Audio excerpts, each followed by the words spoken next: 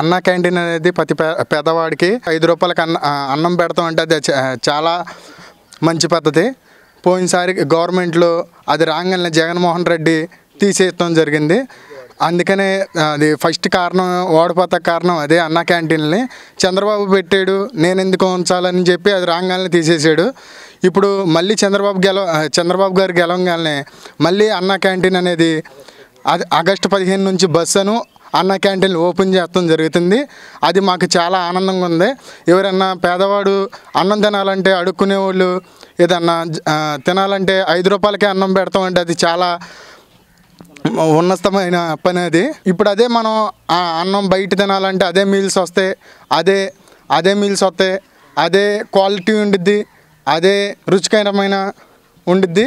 మనం అదే హోటల్లో తినాలంటే అదే భోజనం వచ్చేసి 150 రూపీస్, 250 రూపీస్, 500 రూపీస్ క్వాలిటీని బట్టి అదే అన్నం జరుగుతుంది. ఇప్పుడు మన చంద్రబాబు గారు గెలవగానే ఫస్ట్ మెగా డిఎస్సి చేస్తా అన్నాడు. మెగా డిఎస్సి చేస్తా అన్న తర్వాత సంతకం పెట్టారు దానికి. తర్వాత అమరావతికి నిధులు తీసుకొచ్చారు, మన పోలవరానికి నిధులు తీసుకొచ్చారు. ఇప్పుడు ఆగస్టు 15 అన్నా క్యాంటీన్లు అన్నారు. అది ఆగస్టు 15 బస్సును ఆడవాళ్ళకి ఉచిత బస్సు అన్నా క్యాంటీన్ తీసుకొస్తాం జరుగుతుంది.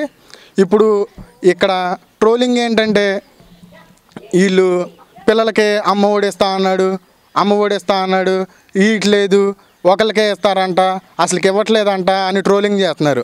అది జీవో వదిలిన తర్వాతే ఎవరికైనా లబ్ధి చెందిద్ది. ఇప్పుడు వీళ్ళేదో ఇప్పుడు ప్రతిపక్షంలో ఉన్న వాళ్ళు ఏదో ట్రోలింగ్ చేస్తున్నారు, అదేమి దడవంసరలా. అది ఎప్పుడైతే మనకి జీవో అనేది పైనుంచి మన గవర్నమెంట్ నుంచి వదిలిన తర్వాతే అది ఎవరైనా ట్రోలింగ్ చేస్తా కానీ అప్పుడు సరిపోతారు. ఇప్పుడు అంటాకి ఎవరు సరిపోరు కదండి, కొంతమంది కావాలని ఆ ట్రోలింగ్ చేస్తున్నారండి.